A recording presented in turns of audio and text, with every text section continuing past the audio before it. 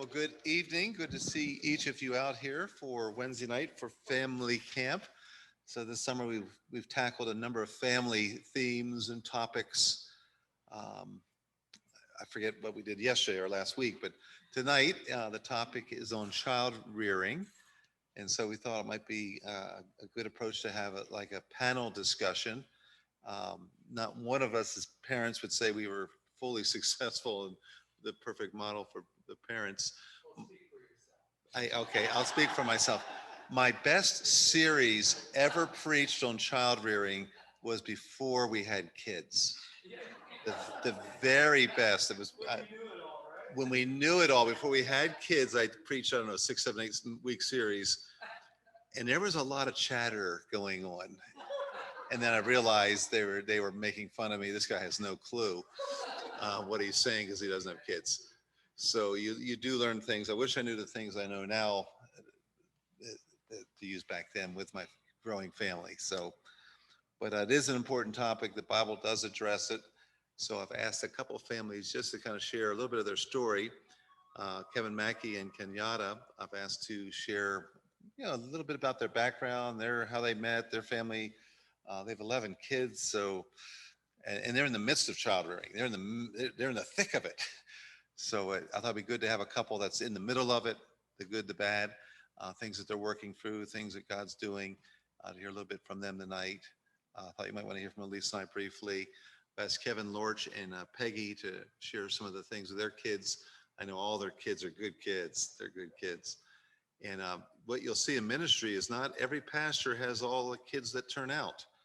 I would say almost without exception, the scores of pastor friends I have, almost not all, but many have a sad story. Many have a sad story. They might have 4 kids and 3 are doing well, and one's just off the charts, atheist, whatever. And it's very common. And I think sometimes the Lord allows pastors to go for those internal family heartaches so he can be a better shepherd and be able to empathize with the flock that he's working with. And I have in the front of my book called the Bible several things in my Oxford Bible notes. And the first one is how to know the will of God. So I often review those points for myself and others. But the very next page right here is a sermon I just kept right in the front of my Bible. I can get to my page. There we go. And it's why godly men have wicked sons. And then I have an inverse message that why do wicked men have godly sons? Okay, and you have examples on both sides there, and you say, is there anything we can learn? Is there any principles? Is there anything consistent that helps us work through those waters? Why godly men have wicked sons? And I went through 16 men who had pretty bad kids. Adam was, he had Cain, Noah, Ham, Abraham, Ishmael, Isaac, Esau, Jacob, Simeon, Levi, some real issues there.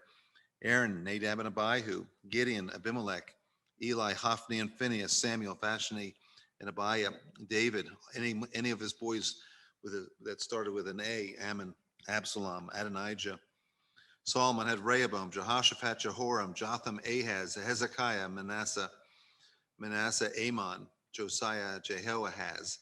So here's some pretty good men, but they have kids that aren't so good, in fact, pretty wicked. And so why is that? So my sermon here is the reality that this can happen. Here's 7 examples that I'm going to develop in my message where you have a good man where the son didn't turn out well. And then I try to, I want to know the reasons for that. I want to know the reasons. Why does that happen? Why does this phenomenon happen? And I find 7 key points in that process of parenting with these fathers and their sons. One reason this happens is because every kid has a sin nature. So you have a sin nature. Man, that's powerful. And if they don't get saved and get a divine nature to work with, then it's usually often not going to turn out well. A pattern I did notice through all these good men is whatever your defect, wherever your weak link is in your character, your life, your whatever, that usually becomes your kid's defect, and they usually amplify it. So if you have an area that's, if you're a liar, you know, your kids are going to be a liar. If you're lazy, you're going to maybe a kid that's lazy. If you're a drunk, your kid. And I just have some examples of where you have some weaknesses that we're in a man, good man, but not perfect, and Satan seems to exploit that weakness. Lack of impartiality, a third thing you'll see where, okay, some kids don't turn out well because you weren't fair. Lack of disciplining, you know, lack of it. Uh, the lack of spiritual training or instruction. Another point was a lack of time spent with children. And of course, Satan, number 7 here, is just he has a lot of ways to derail families and break your hearts. And so Satan is, we can't blame everything on him, but there are certainly times when he appears to be very, very involved. And then I have the remedy for trying to overcome this pattern of a good father, bad son. And I have 7 points: are recognizing, repenting, requesting, remembering, restraining, reinforcing, reevaluating, whatever. So this is an important topic for me as a father, so much so I put it in my Bible as a sermon to me, just that I won't lose sight of that as a parent. So tonight you're going to hear from 3 couples, and just some of our some things we like to share. And then we're going to open up for a Q&A time, just any questions you might have for the Mackeys or Lorches or Sens, and we'll just try to, work together, and then we'll pray at the end. So why don't we pray? And Lisa's going to share a foundational text, and then I'm going to turn things over to the Mackeys. I may interview a little, just a couple questions to lead into your time, and then we'll bring the Lorches kind of to hit it out of the park at the end. So let's pray. Heavenly Father, thank you for tonight. Thank you for those which are on Zoom that can listen. Thank you for those which are here. And this topic is so important for parents and grandparents. Even as I was reading in Proverbs this afternoon, how a good man will leave an inheritance not just for his own kids, but also for his grandchildren. And so, Lord, help us be thinking in multiple generations how we can have impact, whether a parent or grandparent tonight. Whether our kids are in the home or out of the home, we still have influence or can have influence. So, Lord, give us wisdom. And I ask that you bless those that are sharing a few thoughts, and then our question and answer time. And Lord, thank you for the great week that's going on with VBS, the good turnout, the enthusiasm, the workers. And we just pray that some young children would trust you as Savior, and that these parents would grasp their responsibilities as well in the continuing discipleship of their kids. Lord, bless this time now in Jesus' name. Amen. So Lisa's going to share a verse, I think, a great starting point. So if you come, I'll hold that. We don't need that. Thank you. I didn't realize I'd be standing up here like this. This makes me nervous. I'm nervous for you. Okay, when we get up here, when I stand where he stands. But the foundational verse that I've always held close to my heart when it comes to rearing children, and from a long time ago to even today with our grandchildren, is Deuteronomy chapter 6. I think it's a wonderful verse. Okay. Oh, well, Kevin, come up here. Okay, okay. That's okay. I can sit down. Okay, so it says, "Hear, O Israel, the Lord our God is one Lord, and you shall love the Lord your God with all your heart and with all your soul and with all my might." I'm thinking that, that was my responsibility as a mother. I needed to do this. And then verse 6, "And these words which I command you this day shall be in your heart." So the things that the Lord commands, that's what I should be thinking on and holding dear in my own heart. And as I thought about my kids, um, these words were precious. But here's the key verse, I think, and foundational.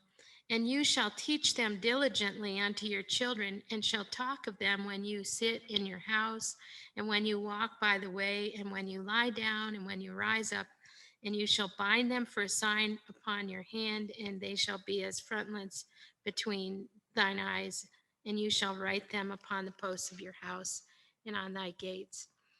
And and to me, this is extremely foundational because in that verse 7, it teaches that we have to be close to our children.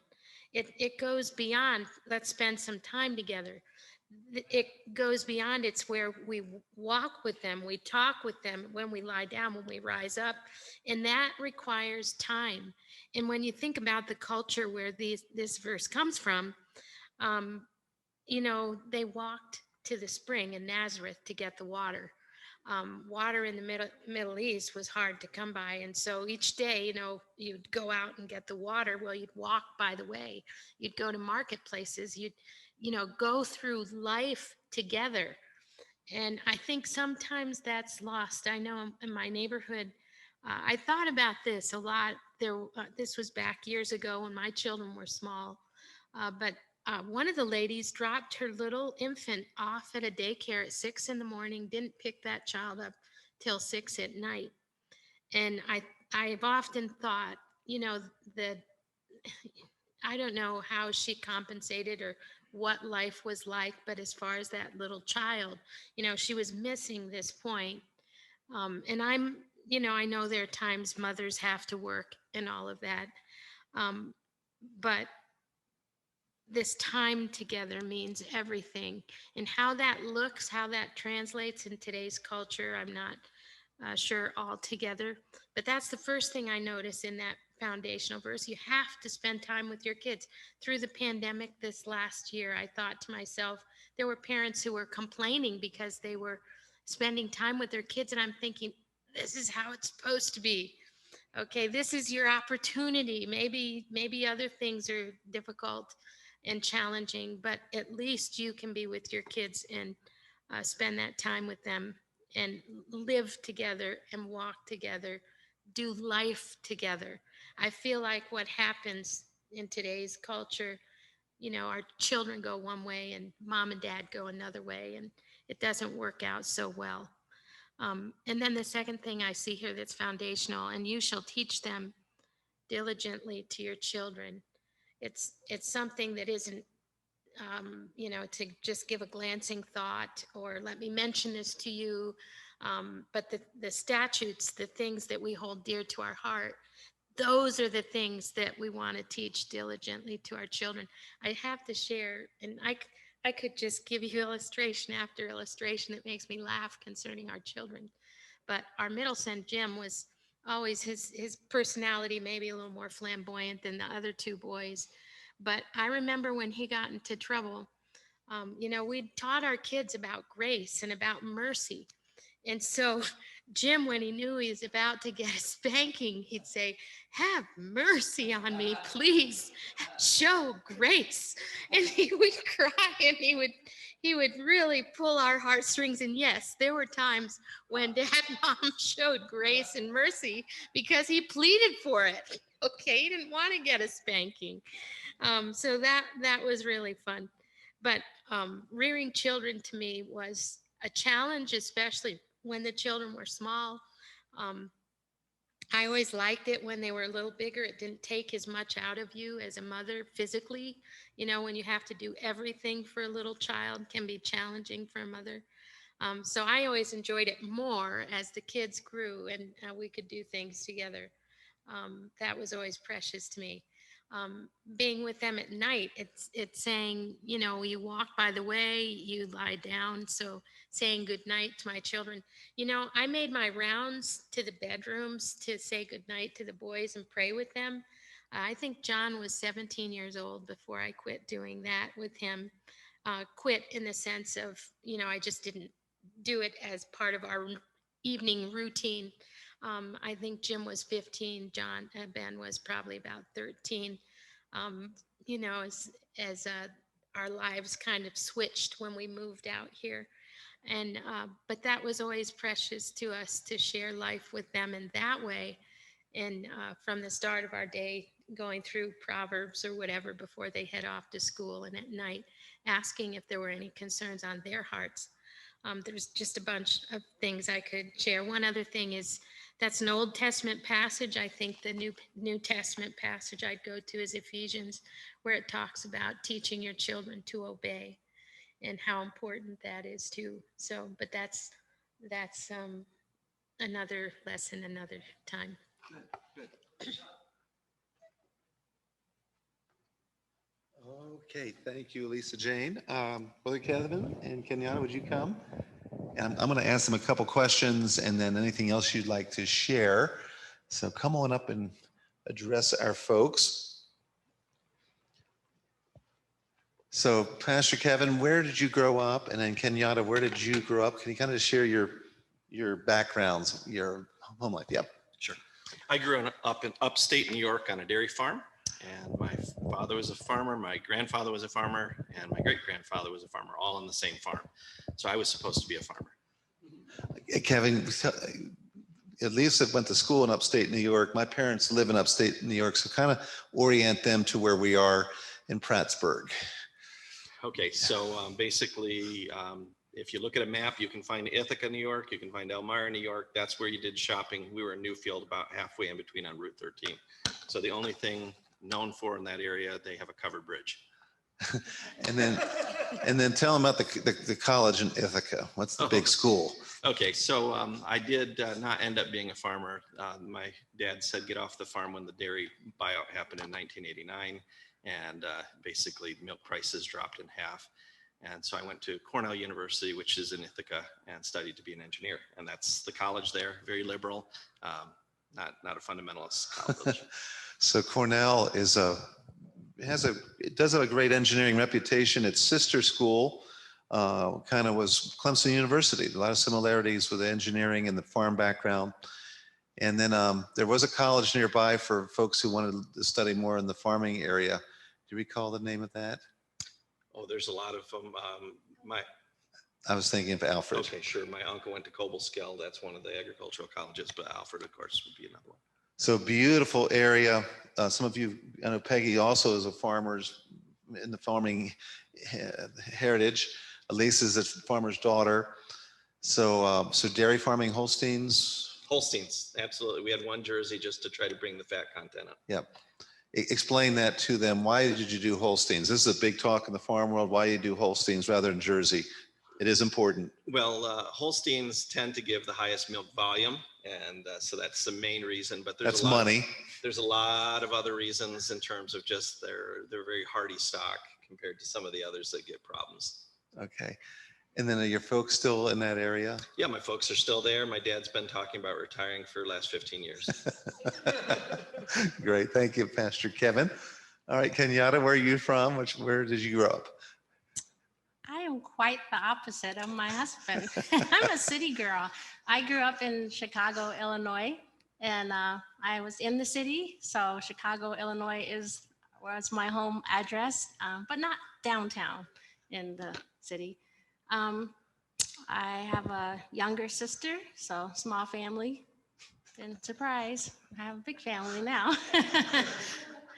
And yeah, I grew up in a nominal Christian family. My mother is a strong Christian. She's always kind of been a headstrong type of mom. And my dad's kind of a quiet, more passive Christian. But yeah, very interesting marrying a farm guy. What did your dad do? What kind of work was your dad, mom involved in? My dad is a civil engineer, and my mom, she did a little bit of nursing, but she never got her degree, I don't think. So she was part-time, stay-at-home mom, and on the side she did some odd jobs, things like that. So Orienta's in Chicago. Where? What part of the city? Which direction? South side of Chicago. So you have like Schaumburg area. Those are the suburbs, kind of, and then we're in the southern part, Oak Lawn, kind of. Oh, it's been so long. What I tell people is you get on the L, the red line, all the way to the last stop at 95th. Yeah, Hosted. Are you bordering Schaumburg? No. We're about 45 minutes south to the west. Yeah, Okay. Yeah. So that part of Chicago, Schaumburg especially, very affluent. There's some Yep. very, very affluent areas. Yep. So where'd you go to high school? I went to an all-girls Catholic high school. It's either you go to a public school or we went to a parochial school, and our parents, we had enough money. They didn't want us in the public school, so they sent us to a private school. Okay. So Kevin, where did you go to school, like high school, before Cornell? I was public school trained all the way through and through. Yep. So Newfield Central High School was where I graduated. The teachers that taught me always confused me with my dad, whose name also starts with a K, Carl, because they had him as well. So that gives you an idea of how small a town it is. All right. So you're getting the picture here. Okay. So we got a country boy, city girl. How's that working for you? It's fabulous because let's see, when we had our first kid and dealing with babies and everything, my husband was always referring to me as like what the cows used to do. And so I'm like, oh, okay, how's this work? And he's like, well, the milk comes in at this day and the cows usually do this. And I'm like, okay, so it's just we have such an interesting marriage. We really do. And we grow bounds and leaps and bounds from just our differences. But yeah, That's hysterical. We love it. So I love it. Kenyatta, when did you meet Kevin? Where? Tell us the circumstances. I met him in college at a Bible study, on-campus Bible study. So similar to you have the Cross Impact. Yeah, we had it was an InterVarsity, a campus crusade, and Navigators on our Sure. college campus, and I met him At through Cornell? there. No, Or- not at Cornell. I went to the University of Illinois. So my husband was doing his grad studies there, and I was an undergrad at that time. So Kevin, you finished your degree in engineering at Cornell, Yes. and then you did your grad work at the University of Illinois. Yes, I desperately tried to find a job, but I was told that the wrong president got elected, and therefore there wasn't much in the way of engineering jobs in the sector I was looking for. So I went to graduate school and started my master's PhD program, and that's where I met her at a Bible study. Wow. And what were you studying, Kenyatta? What was your major? My major is chemical engineering. All right. So two engineers meet at the University of Illinois at a Bible study. And if I can just put a plug in, this is fantastic, promotion for Cross Impact and ministries like that. Historically on our campuses, it started off with InterVarsity, early 1950s, and then Navigators, and then Campus Crusade were kind of the big three. And at our larger universities, that they have always had a sizable presence. And then the University of Illinois, they have a presence. And then you're not too far from Urbana and some other things that are like annual or biannual monster campus events in that area. So you were invited to a Bible study. Were you living on the dorm? Yes, I was. Yes, I lived in the dorms. And where were you living? I lived off campus. I lived in a house with 4 other graduate students who were all Christians. Wow. And you were a believer when you came? Yes, I actually came to Christ when I was about 7 on the dairy farm due to dead cows stacking up in the middle of the upstate New York winter. So I knew what death was, and a priest connected the idea of death and dying with eternity in hell. I didn't want to die like those cows did, and so we worked on the other part. So when you preach, is everything related to cows? Not anymore. Not anymore. Okay, so you guys meet the Bible study and develop the story, how you fall in love, and then let's hear the mush, Kenyatta. When did he ask you to marry you? And tell us the good stuff there. Oh, man. Well, I'll start with, I ran away from her for 2 years after I saw her. And the reason was very simple.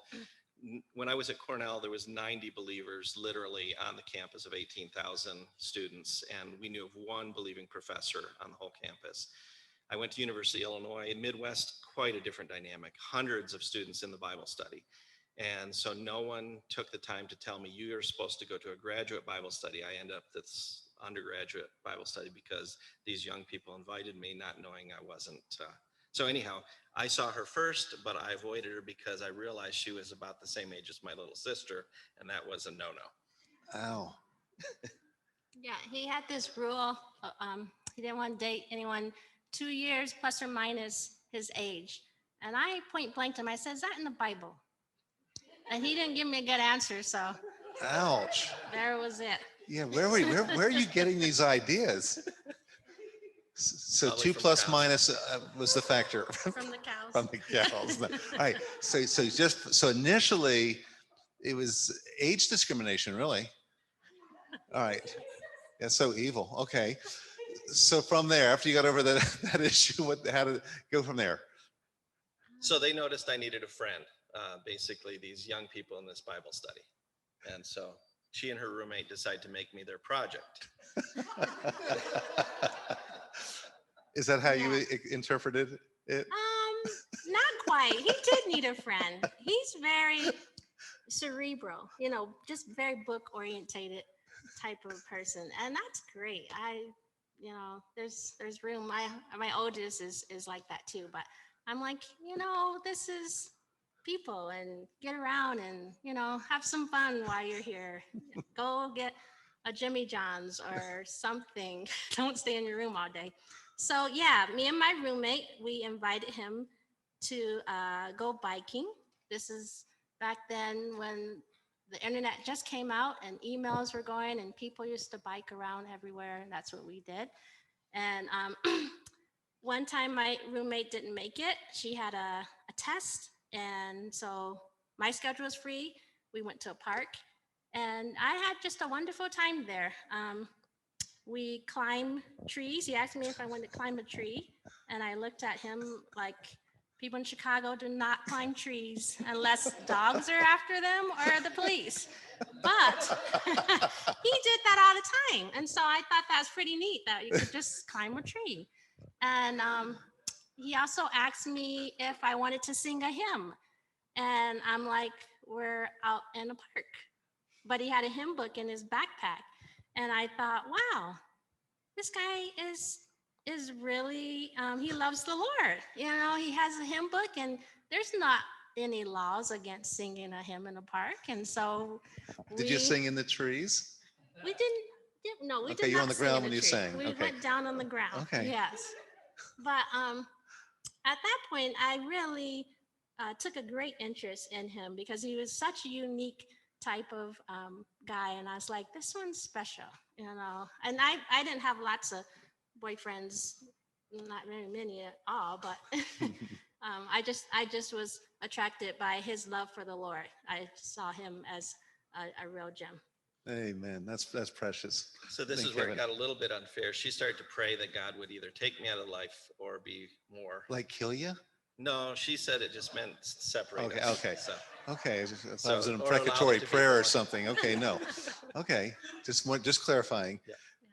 And so I was just viewing it as a friendship thing at this point, but it turned out that she's praying for me to do something more, and that's something I should have thought of.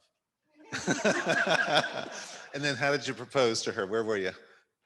I took her back to my alma mater, Cornell, and we have a tradition there. There's a bell tower, and you take the girl up to the top, and you talk to the bellmaster after they do the noon choir, and then they'll give you the opportunity to propose there. And if they don't accept, you push them out. And so, I mean, that's the tradition. But she did accept, so it was good. Did you for know her. the guidelines for this? No clue. And when he's getting down on the ground, I'm like, what are you doing? Everyone's around here. Get up. And I realize he's pulling a ring out. I'm like, oh, he's going to propose right here. So you did not know. Oh, that's a neat. No, it was neat. a surprise. Yeah. So if you are planning a family vacation, Cornell, that Ithaca area and those Finger Lakes, unbelievably gorgeous. And Mano's restaurant there is where we went the first morning after we were married. So we went from northern PA to Ithaca up to Lake Placid. So this is neat territory. We were just in around there. Okay. And Manos is next to Friendly, so you can get dessert now. So Oh. Okay. So now you're married. And start with the lineup here. sure. So I waited about 2.5 years after proposing to get married to her because her father wanted her to graduate, and that was an important thing. I was a graduate student, so I went right to work as an engineer. And once a month, I would drive about 200 miles down to visit her at the campus. We'd go to church together, and I'd go back to work. But during that time, the Lord got a hold of my heart in terms of ministry, that I should do something more than just be an engineer. So she did know before we got married that we were headed towards ministry, but it wasn't really the initial starting point. And so that's really how things started to progress in terms of getting from being an engineer, marrying another engineer, to becoming a pastor and working with the deaf. So when did the deaf aspect come into play? So in '97, it was literally 2 years after I was out of school and I'm waiting to marry her. My pastor sent me to candidate school with Baptist church planters, not as a missionary, but as an observer. And that was a result of me struggling with a calling. And he said, before you can go to any other mission board, you have to go to one that reaches America first.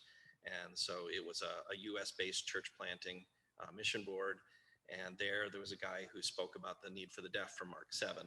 And I called her and I said, we've got to learn sign language. So neither of you had sign language in your background. Neither of you had anyone in your family deaf that you had to learn. No. Interesting. And she gave a very simple reply, okay. And I thought, wow, that was easy, convincing her to do that. And then she proceeded, once we got married, within 6 months after we got married, she was enrolled in a sign language program learning to be an interpreter. So she called me up at work while I was there saying, hey, I got the last seat. You have to wait at least 2 years till the next class opens up. So. Wow. So when it came to aptitude to learning the sign language, equal, who was she better, you better? How'd that unfold? Well, I took classes first and he was still working. And so I don't know if you know, but when you're an interpreter, you have to go to contact hours, go around the deaf, go to deaf events, get to know them. So I would drag him along. And at first he was like, I don't know anybody here. You know, what do I do? I'm like, I'm signing, trying to introduce. But pretty soon they started getting to know him. They get to know that he was desiring to be a pastor, and the deaf are like, we need a pastor, you know, can you learn sign language? And they started teaching him.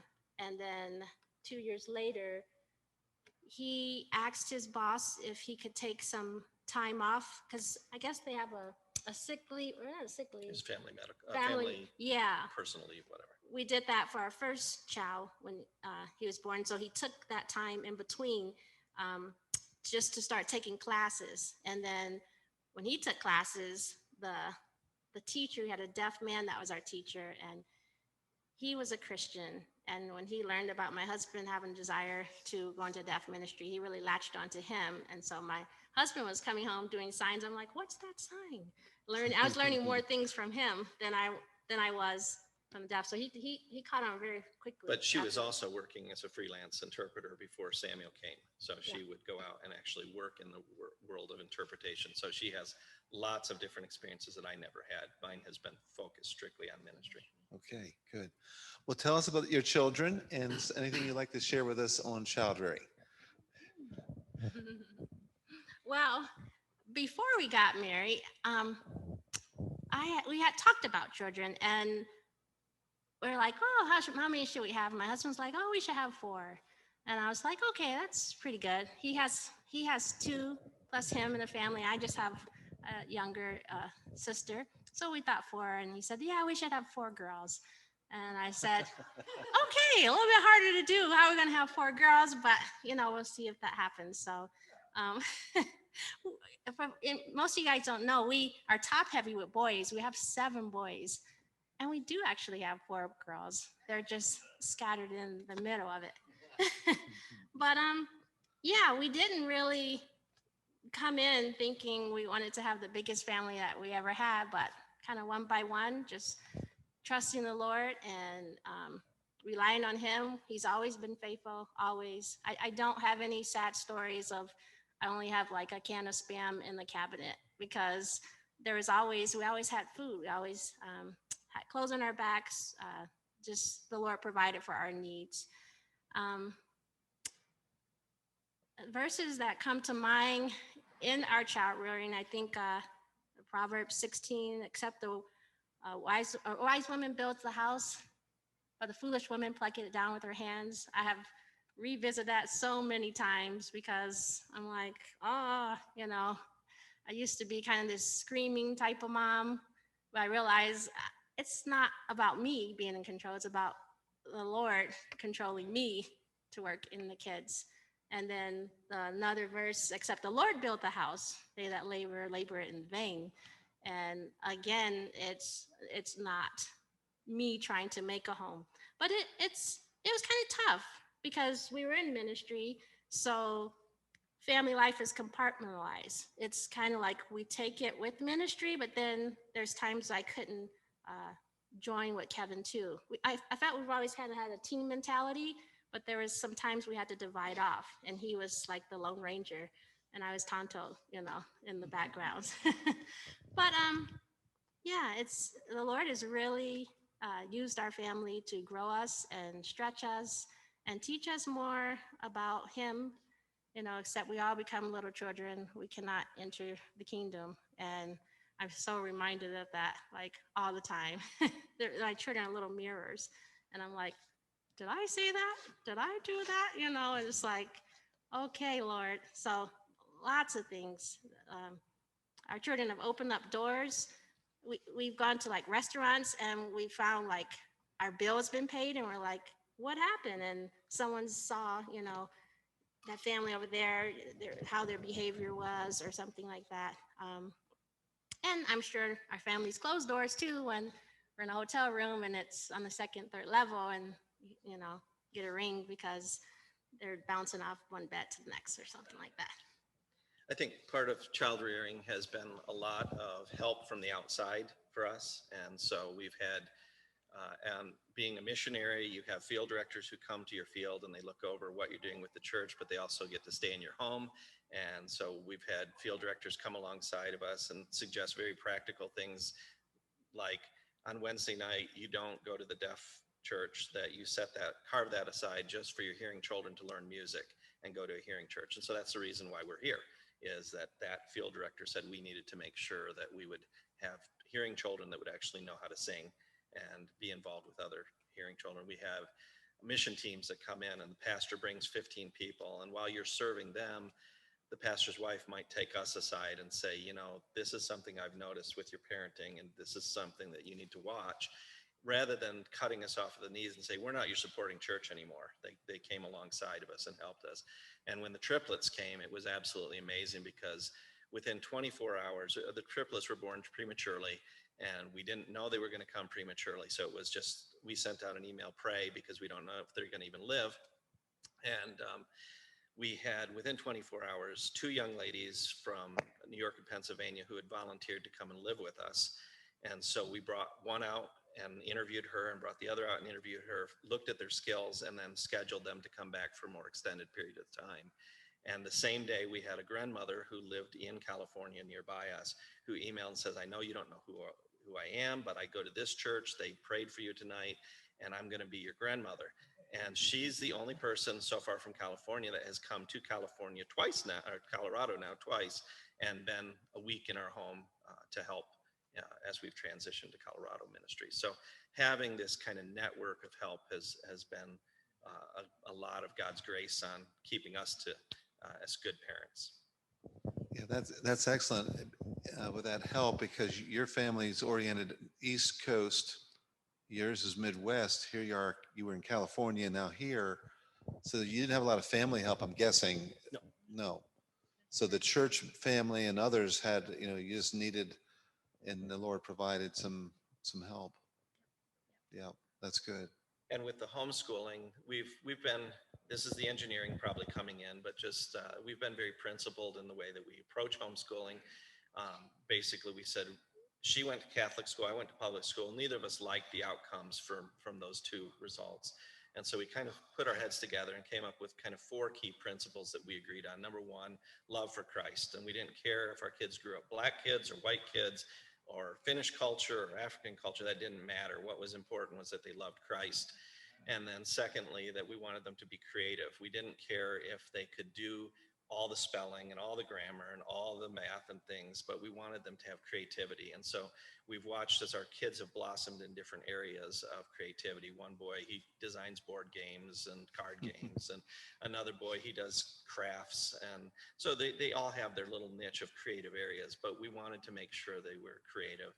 And then we wanted them to be citizens who were responsible and courteous. And so we looked at that. And so as we looked at training them, we took these scriptural principles and applied it. And when we give out our diploma now as homeschoolers, it's part of what I write in the notes, that these 4 key core areas are what our school is about. And service is the last area. Amen. Excellent. Excellent. This is great. I think we'll have some questions here in a little bit, but we gave them a little bit more time than some of you are not familiar with the Mackeys and hear your background. Tremendous. Thank you. Thank you. All right, good. So finally, we'll have Kevin and Peggy come, if you two would come. And Kevin is in the finance world and is very good at it.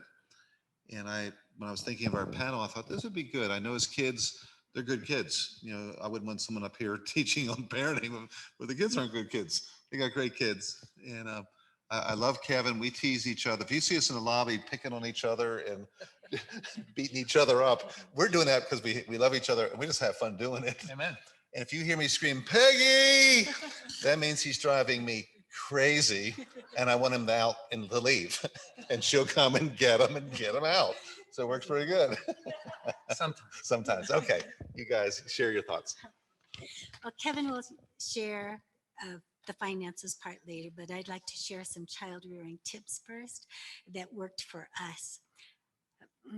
I hope you don't mind if I read this, but I want to keep it short and to the point. And I'm not like Kenyatta, and I'm not like Elisa, where I can speak extemporaneously. I have it written down.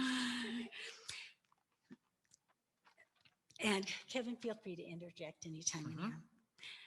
As I serve in the nursery and in Awana, I see some really good parenting going on. And so we're humbled to be able to do this. But we are a few steps ahead of you, and I'm sure that's why we were asked to do this. It's only by God's grace that our children are loving and serving God, because Kevin and I are so flawed, and we are very opposite each other. I'm really flawed. She's just so flawed.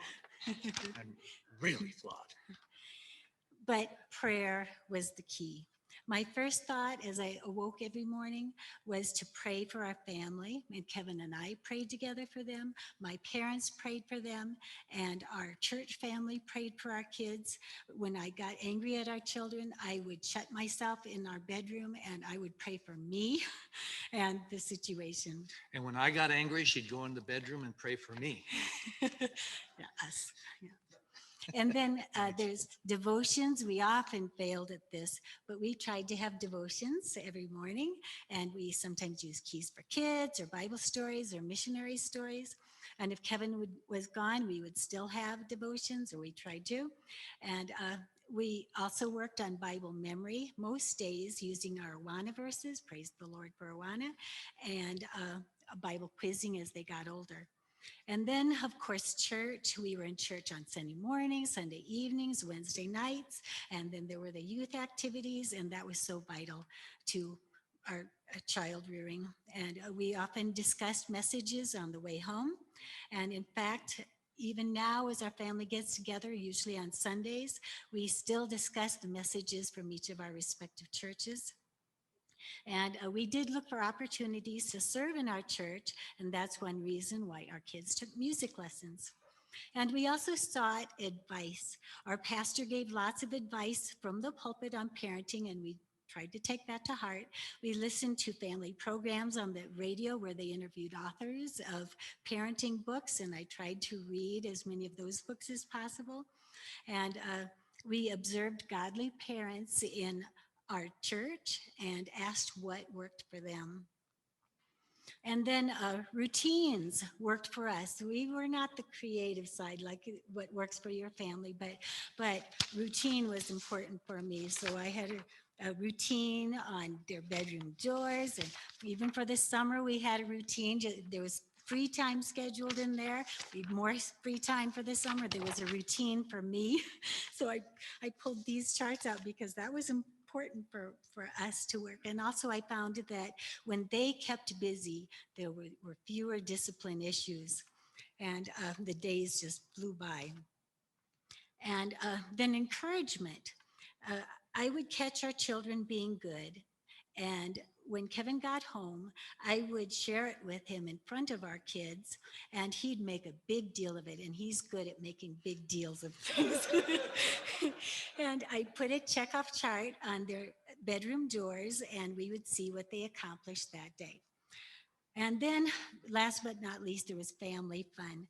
I looked for activities, festivals, museums to attend on Saturdays. And as our children got older, there were lots of sports events to attend. Kevin likes to tease and joke, but you don't know that, right? And our kids picked up on that, and we had lots of laughter in our home, and I miss that these days. Kevin. Okay, the verses I was going to read, Lisa already read them. I want you to know, though, that doesn't have to stop after the kids leave. We still talk to each other, by the way, when we get up and during the day and when we're driving from place to place. You know, you're never too old for that, so keep that up. And they're not just good verses that sound really good. You have to, if you live by them, like Elisa was saying, if you actually do this stuff, it will change your life, and it will change your kids' lives. And so I just want to encourage that. The Bible says, train up a child in the way he should go, and when he is old, he will not depart from it. And right now, my kids do not have the same flavor that we have here. They're going to a church with a different flavor of music, but they love the Lord. They're serving the Lord. Today, Jason's at camp. He's been at camp all week with teenagers, a teenage camp, and he's counseling. So that just thrills my soul that he's serving God still. And my kids are all serving God. So one of the principles that we had is owe no man anything, but to love one another, for he that loveth another hath fulfilled the law. From the very beginning, the most important thing to Peggy and me as far as finance was our relationship with God in finance. It's not just, what some of you people are not tithing. I will not say shame on you. I feel sorry for you. You're missing out. It's a true blessing. And we owe no man anything right now. We have 2 houses that are completely paid for. We have not paid a single, we don't pay interest on cars. We haven't bought a car on time for 20 years. God has blessed us because we set that precedent from the very beginning. I'll never forget, I had just quit working at a church, and I was out there just trying to do things on my own, trying to make ends meet with money and stuff. And I had made a sale, and this is just a quick story. It was 3 weeks ago that we had gotten $1,000. And on a Saturday night, we were going through how are we going to pay our bills. We had only $100 in our checking account, and we owed $1,500. And so I had to come up with an idea. How do you do that? Have you ever been in that situation where you owed and that's all you had? And then my wonderful wife, she's such a sweetheart, reminded me that we never tithed on the $1,000. This is on Saturday. I had a plan. My plan was this: I was going to send $10 and with a letter to the creditors and say, listen, I'm in a commission-paying job.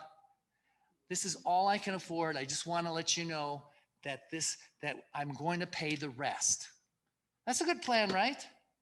Except when Peggy told me that we still owed $100 because we didn't tithe on the 1,000. God will understand, right? the thoughts that went through my head at that particular point were, what about my testimony with all these people? And both Peg and I agreed this. Who would you rather have a stronger testimony with, those people or God? So the next day we put the $100, the whole $100 in the offering plate. Because that's what God wanted us to do. That's what the Bible teaches. He'll take care of us. And so that Tuesday, I went to lunch with my boss. On the way back, he was laughing because he had just gone through an insurance claim, and he got more money than what it cost to fix his Jeep. And this guy is an infidel. He's a wretch. God has such a good sense of humor. We're going into the office building, and he looked back and saw my car, which was 2 rows back, and he said, "Kevin, you have hail damage on your car." I couldn't see it. I went to look, and there was some hail damage. And you know what? That Thursday, we got $1,500 from the insurance company. I asked, do we have to get it fixed? No, but you just can't have the claim anymore. We were able to pay all the debt off and still had money to tithe on that and still had money to eat. And so from the very beginning of we have put God first in our finances, and it's amazing to see what God has done. Now, how does that equate to what we did with our kids? Okay. Our kids have heard stories like this over and over again. And so that took heart. By the way, I love what we're doing in reading Numbers and Deuteronomy, because this is, God has us rehearse it over and over and over, and we teach it to our kids. And they never get tired of this kind of stuff. We still talk about this stuff. It's pretty awesome. So we never budgeted because neither of us were big spenders, and our budget was, this was what our budget. We have to live, we have to tithe, and we want to get out of debt. So that was our budget. Living, taking care of everything. Of course, tithing should have been first, because we always tithe first and let God take care of the rest, okay? We bought lost leaders. All of our shopping was sales. I remember one time we went in and the peas and the carrots and the beans were 20 cents a can, and we bought a stack this high and this wide. It was, and we had that for months and months and months. And if chicken was on sale, that's what we had, chicken. We'd so that's how we saved money, and we were good stewards of God's stuff. We bought used cars, but we did our research on it. We fixed things ourselves when they broke down. We didn't go out to eat very much. You do not deserve a break today. Today we use Craigslist, but in those days we did go to a lot of thrift stores and a lot of garage sales. We loved garage sales, okay? Our vacations were to visit family in Iowa when our children were young, so we wouldn't stay in a motel. It was a one-shot thing. And we can remember, we didn't take our kids to the doctor. Probably once or twice in their whole life did they go to the doctor, until they got into their older, like even college. Jason had shoulder surgery and everything. But see, I believe because of our philosophy on God taking care of us, he takes care of us completely. He took care of our housing needs. He took care of our medical needs. And we always we would have taken them to the doctor if they needed it, but we prayed over them together. We'd put our hands on them sometimes, and God took care of them. Yeah, it was a blessing. So how about earnings? We did not have set allowances for our kids, but we were generous with paying them for chores and odd jobs. Again, Peggy had that chore chart, and she just would have these chores, and they get paid if they did all their chores. Even their music lessons, we made them pay for their own music lessons. But the chore that they had, they could earn money by practicing. So she had a practice sheet, and they would write out the time that they did the practicing, and they would get paid for that. And if they practiced over, then they got more money. She added it all up at the end of the week and figured out how much she earned from practicing. In high school, so Peggy was a big part of all that, okay? High school and college, Peggy did a lot with the kids. They handed out yellow pages. You know, any of you ever do that? Take the yellow pages and you get paid for that. Well, Peggy would take them out and spend all the time with these kids and then let them have all the money. We were not jealous for that money. We wanted those kids to learn that if you do a job, you're going to get paid for it. And God's going to take care of it. We put up signs in the neighborhood that we would rake leaves. And so we'd all work together raking leaves. And we also had garage sales. Jason mowed lawns. Now this is amazing. Peggy made up 300. Peggy did this, okay? You want your kids to serve God afterwards, you need to get involved in their lives. You have to take the time to do that. Fortunately, God allowed me in a position to do what I'm doing, which gave me that kind of flexibility. I chose what I do so I could be with my family and have that kind of flexibility. There was a time where Peggy was making more money than me working at IBM. They loved her over there.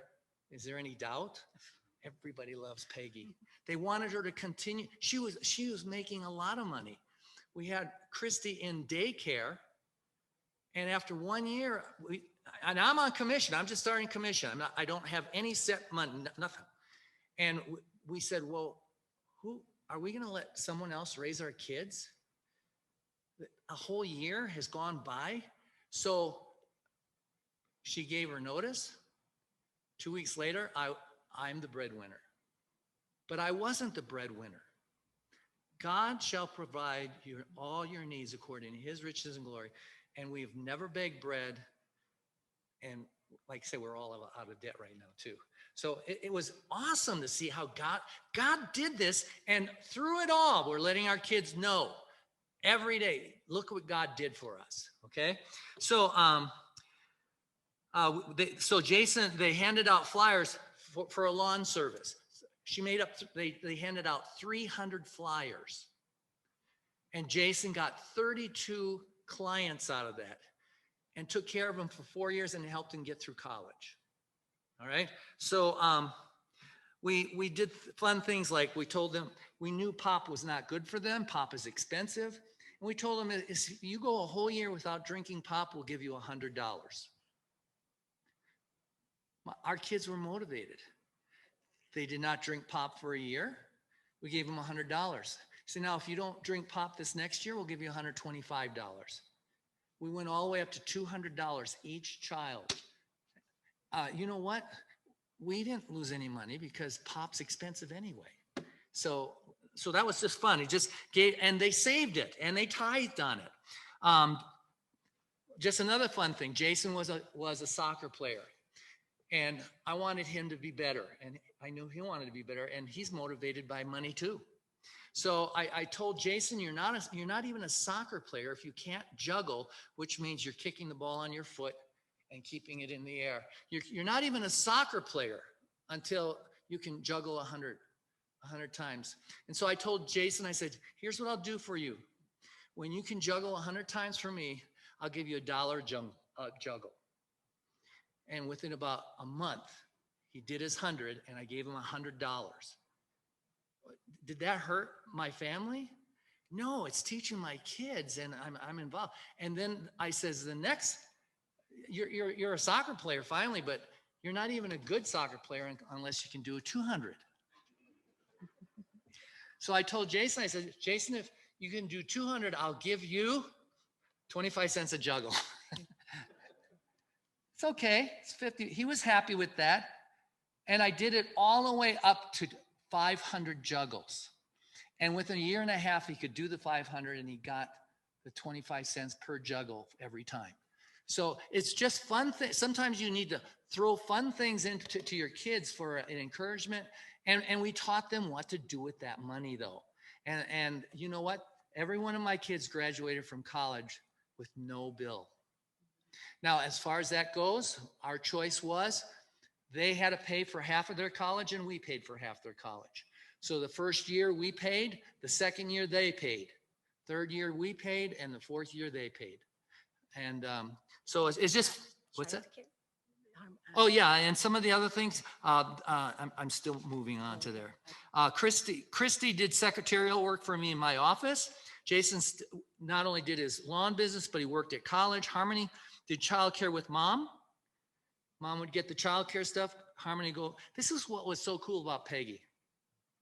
They go to childcare and Harmony get the money. They would go clean houses. Harmony get the money. Peggy was not jealous for that money. She was jealous to teach our children the value of work and the value of getting paid. So I was appreciative of you because you brought home the money to pay the bills. well, anyway. So what we taught our kids from the very beginning is everything belongs to God. You should tell your kid, this is tough work, by the way. You have to constantly tell these people this. You got to tell your kids this over and over every day for years. I don't know. My kids would come in and say, Dad, Christy's in my room. I would immediately say, whose room? That's not your room. That's God's room. Now you're a steward of that room. Is she breaking anything? And we did that with each of the kids. And even to this day, our kids, I might slip up and say, yeah, you want to come over to my house? Whose house? So they have learned that lesson. And you can't just get tired of, it's just like trying to teach your kids to say thank you or please. Excuse me? Please? What's that? I mean, we say that over, and how many times have you said that through the years? You have to constantly do that kind of stuff. You need to tell your kids who have kids that this is the kind of stuff they need to teach their children. They're missing out on a real blessing of watching their kids grow up in the Lord, all right? In the nurture and admonition of the Lord. We taught, I don't know how important you think this is, but church is not just important, but it's vital. And if your attitude about church even now is, well, whatever. Our whole life was serving God in church. Every time the church doors were open, we were there. When we would see people on the way to church, we'd see people golfing or driving with their boat behind them. We would actually say to our kids every single time how sad that was. We'd say, look at those people. They're missing out on all the fun of going to church. So it's a constant, when you're driving, when you're sleeping, when you're getting up, you're constantly telling these kids this kind of, and by the way, the whole family went. All of us went together. And so if you're sending the wife with your kids to church and you're sporadic with that, or you're sending the wife, or the wife is saying, well, why don't you go on ahead? You're missing out on all the blessing of growing in the Lord together. It's actually fun. So I love it. So we often, and again, what Peggy told you is that we often talked about the messages, and even now we talk about what pastor preaches.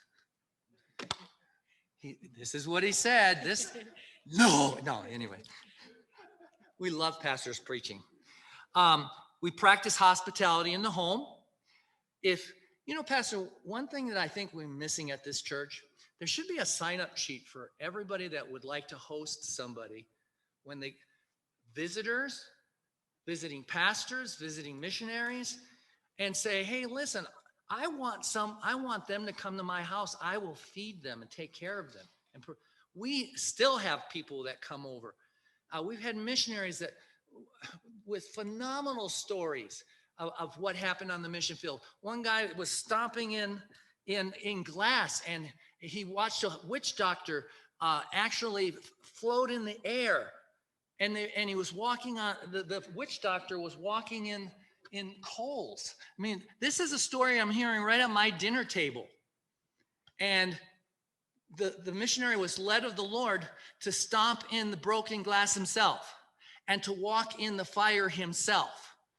And when he walked home, he said, when I woke up in the morning, I was going, oh God, what are my feet going to look like? And it was a miracle. There was no damage to his feet at all. I got to hear that. My kids got to hear that because we opened our home for that hospitality type situation and feeding somebody. And with the understanding, you can use the car. It's God's car. You can come stay at our house. It's God's house. You can eat whatever you want. It's God's food. We had a missionary family of, I think it was 7 or 8, who stayed with us for about a month one summer. And Jason gave up his room and slept in the shed, and it was like 90 degrees in the shed, but he didn't complain. Right. It was actually Tom Needham. Do you know Tom from Cameroon?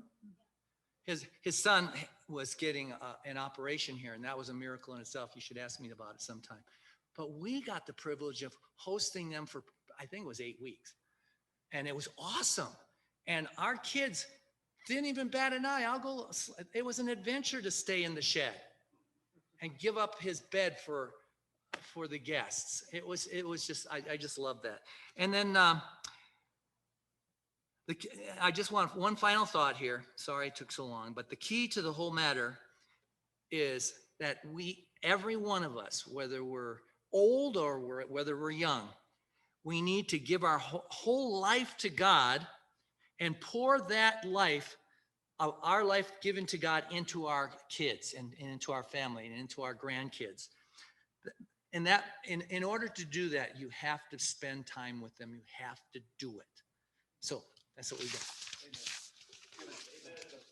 Okay. Let's do this. Let's ask Kevin one question. Someone ask Kevin a question, and then we'll have Peggy ask a question, and then Kenyatta and Kevin, the other Kevin too, and Elisa Jane, and then we'll pray. So question for Kevin this evening. Something on your mind about the big topic of the home and possibly.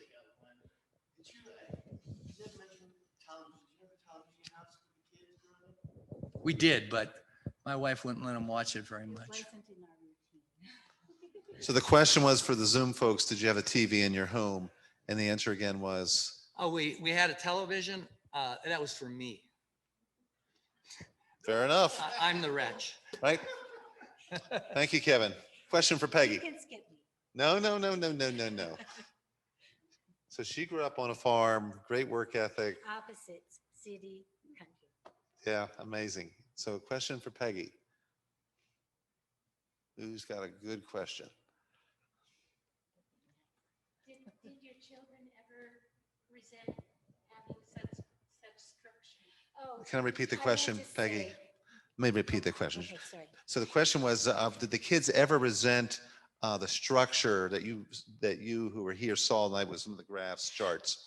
This was just a framework that I put on their doors, but we rarely kept to it. We tried, but by the end of the day, it hadn't happened very well, but we got most everything done. Okay, so And so, no, they did not resent Yes, Okay. sometimes they did resent it.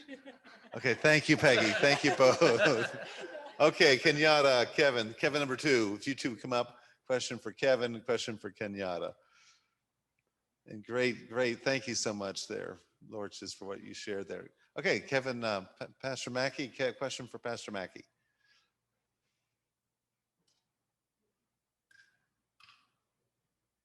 Mhm. So how much time does it take for you to actually, I know we had a thing on devotions and everything, but I was wondering, how much are you spending time every day, at least 5 days a week, with your devotions, and how long does that take? So the question Kevin Lorch is asking the Mackeys is there's about their family devotions. How does that look? How often are they able to have devotions? Sure. No, we don't get 5 days a week. That would be wonderful if we did.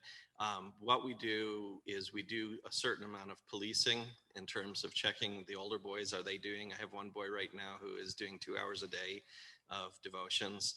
And then he will complain when we assign other things because, well, that doesn't leave enough time for me to get all these other things done. Well, you've made the commitment to the Lord for your 2 hours to do that. And so we probably once a week is when we get the whole family together. The little ones, they will get more often devotions because they're corralled for bedtimes. And so the older ones, they're coming in from work, they're coming in from different things. So it's not as structured as we would like. Good answers. It's not easy, all those different runways. Okay, good. Question for Kenyatta. Kim?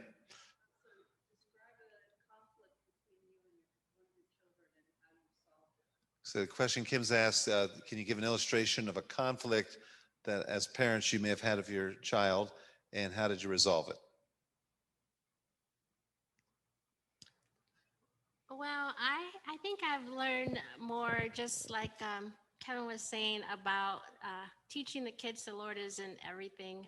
Um, I was thinking of one boy who likes to scream a lot and just kind of loud, and I just said, "Hey, be quiet. Can you hear it?" And he's like, what?" And I was like, "You are so loud, you can't even hear the bird singing." And I said, "That bird is singing his praise to the Lord. He's singing a song," and he starts looking for this bird singing a song. I said, you gotta quiet your spirit, just I just try to like speak God into them in everything, in terms of each situation. The big ones, just there's no spot that God is not. God can see where you are, whatever. I might be going to bed, but you need to get off your phones and whatever. And then with the little ones, just always directing them, because as Kevin is saying, you got to just tell them again and again and again, just the simple truths of who God is. And Lord's bigger than what we can ever in our finite minds imagine. He's in control. Excellent answer. I think of the scriptures where Moses did not sanctify the Lord before the people. And that meant he did not set God aside as the answer to the problem. In that case, it was water. And what you just shared there is so significant, to point our kids to God as they're accountable to Him, and give the right view of His attributes. That's really, really good. Okay, thank you, thank you, thank you. And then finally, how about a question for Lisa Jane? I'm going to have you come up here. Question for Alisa. Kevin, you already asked too many. Tough luck. No. You're making, yeah, Kevin's making me nervous. Okay.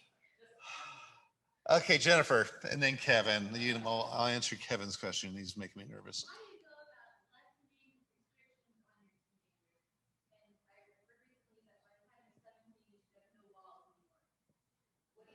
So the question is there a process in parenting where you're lessening the guidelines, rules, restrictions as they get older, to the point where maybe there's none when they exit the home?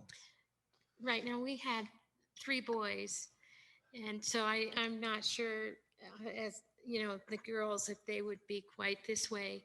But I remember that each of our boys, there just seemed to be a certain time where you could almost feel where they were, just trying to uh, be on their own, or be able to kind of test those wings and fly themselves. And so in my heart, I think Will was better at this than I was. But what we tried to do is just to give them more freedom, whether it was, they could be out more with their friends, choosing to do things. Of course, you'd be asking questions and trying to put guards around them. But um, I recognized, and so did Will, part of one of the main goals of parenting is so that your children can be independent. And here's a thought too. Sometimes, we try to just guard them so very, very much. So you really don't know how how your kids are going to behave if you let them go. And when I say that, I'm not saying, encouraging them to do bad things, or just letting them, have some kind of lasciviousness in their life. But we tried to give them as much freedom as we could, simply because I wanted to see, and Will wanted to see how they would respond. Because if there was some correction that needed to be, then that's what we're there for. You know, we can praise them, we can correct them. Um, and so you don't know how they're going to behave in every situation unless you um, let them fly a little bit. Does that mean I let them go into a bad situation when you know it's a bad situation? You're not going to do that. And you're going to explain. Sometimes one of my lines with my kids when they got older was, you know what? If I would not be a good parent if I let you do that, because here are the dangers. This is what could happen. So I would, sometimes say those types of things. I would not be a good parent if I saw this in you and I didn't correct that. What kind of a parent would I be? This could hurt you later on in life. So my kids, when they were younger, when we were doing the spankings and stuff, they would choose a spanking over over one of my Over lectures. mother's lecture was the worst. It was cruel and unusual punishment.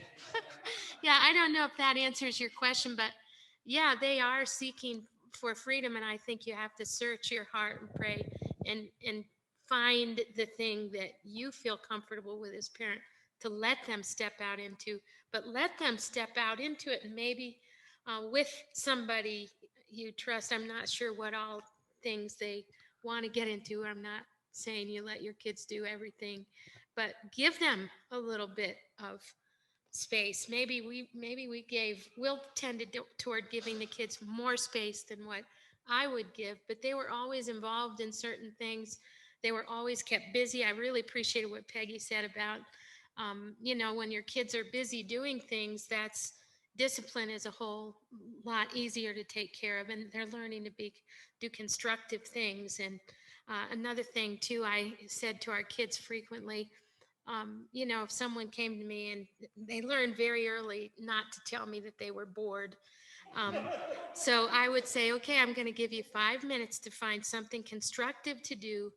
And if you can't find something within that amount of time, I'll be glad to give you something. And of course, they'd all come back 5 minutes later, and less than that, maybe a minute later. I got something to do, Mom. Okay. Good, thank you. Very good. I know early on in your parenting, a lot of the training's external. You know, you're bringing them to a point of obedience through external means, the rod and reproof. And the end game is you want them to internalize the truths about God and His Word. You want that to be their truths. And a lot of kids, they have all the rules and whatever, but as soon as they get out, look out. They didn't internalize it. They've just been constrained to fit a mold, and then when they get out, it's not real pretty. So you want them to internalize those truths, and you as a parent are gauging how much of this are they getting, how much of this is now theirs, where they've taken ownership of that. And I think that that passage in Proverbs where Solomon says to his son, "My son, give me your heart." Give me your heart and observe my ways. Observe my ways. And I would say with our family, uh, there's no question they knew we loved them, and they loved us. They gave us their hearts. They gave us their hearts. Yep. Sure. I'll share one situation. Our middle son, Jim, ended up going to Florida, and he had a job. He was doing things.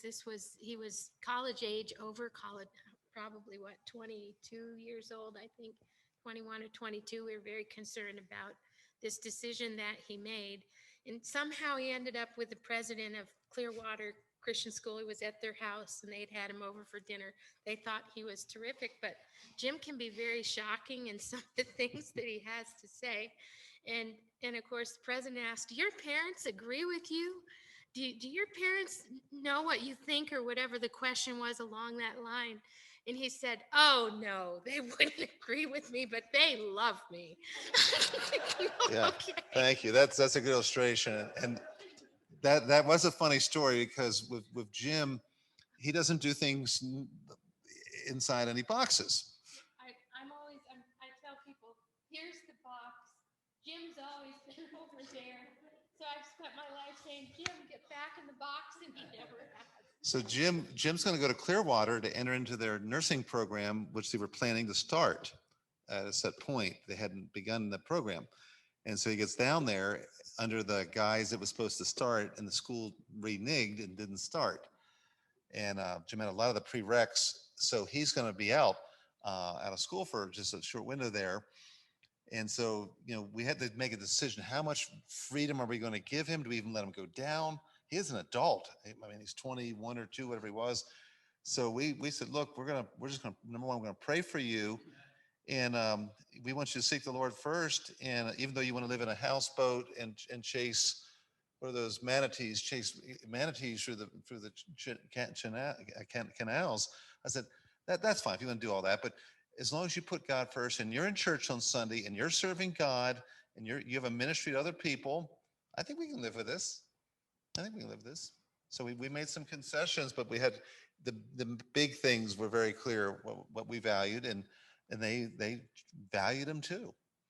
It looked a little different. With Jim, it looked a lot different. But yeah, so it's a tough one, that transition, the teenage years. I'll say this and we'll conclude. Our kids loved church. The worst punishment to ever say to our kids is, you're not going to be able to go to church early, or afterwards we're going to have to go home. I mean, that was like, are you kidding? Oh, I'll do anything to be with my friends. And so friends at church, so important. And then they were involved in ministries, but they loved church. And that's carried through. Ben's doing a Bible study, well, probably just about finished by now. Each of our kids are still, they love church. They love church. And every church has its problems. But you've got to love church. If you want your kids to love church, you got to love church. It's a trickle down. Yep. All right. This has been good tonight. Any other loose end? Kevin, what was your question? I was just wondering, the pressure that's on a pastor and his wife with their kids and the testimony that goes along with the way kids act, and vice versa, the pressure on the kids because there's a pastor, the pastor's kids, and even that can even filter down from the pressure that kids have because their parents are so involved in church. Is what's the best way to bring that about so that they understand there is a testimony factor? It's very real. They felt that pressure, that there was an expectation that they needed to maintain, and they felt it. We communicate. There's a balance there. We had to teach them there's a responsibility, but there's also a privilege. And so we try to run that balance on that point, but they felt the pressure, no question. Yep. I was going to say, our kids did have struggles with that at times, but I struggled with it at times. So it wasn't always easy. I'd always say to our kids, and I'm not sure this was the best thing, because later, after one of our kids had been married a while, and they questioned me on this, because I would always say, guard your testimony. Whenever they went out to do things, guard your testimony. I didn't say that for my sake. I said that for their sake. And I think too for the ministry's sake. So in a way, I guess you could say that's yours as a parent, because you're wanting to be a good example. You're wanting to do the right things. Your kids doing the right things. And generally, I think our kids tried to do that. They were fun-loving, a lot like their dad. I knew I was in trouble one day when we were at the dinner table and Will was telling all his stories about pre-salvation days. And, everybody got up from the table except one, and we were clearing the table, and he was just sitting there kind of looking. And I said, what are you thinking about? He goes, I want my own stories. And I knew I was in trouble then. Yeah. But these kids, it was a challenge, I think, but the Lord helped us with it. It's good. It's good. Okay, it's been a great night. How about I close this in prayer? We've gone a little over. I think this has been beneficial. When I hear these wonderful stories, I just wish more of our folks would hear it. I mean, I hate that parents missed so much information and was so valuable. very healthy. So let's pray. Heavenly Father, thank you for this evening and for the institution of the home. This was your idea for man and woman to be together and to procreate and to have children that are made in our fallen image as well as in your image. And Lord, what a privilege we have to point them to the image maker and to see our children saved, and we know we can't save them. So Lord, without each of our children, may they know you and love you, and the truths that we do hold dear that are biblical and right, may our kids assimilate them, take ownership of them as well. And Lord, that challenging handoff from teenage years to adulthood, what a challenge, and what a time where Satan seems to especially hit hard right there. And so as parents, give us wisdom, and Lord, help us to keep praying for our kids and loving them. And may our kids be an asset to you. Lord, for those here who might not have children, may they realize that these truths are applicable to making disciples and having spiritual children. And we thank you so often for where Paul talks of Timothy as son. May we enjoy spiritual children and nurture them and train them and disciple them. Lord, thank you for this evening now. If we pray in Jesus' name, amen. You are dismissed.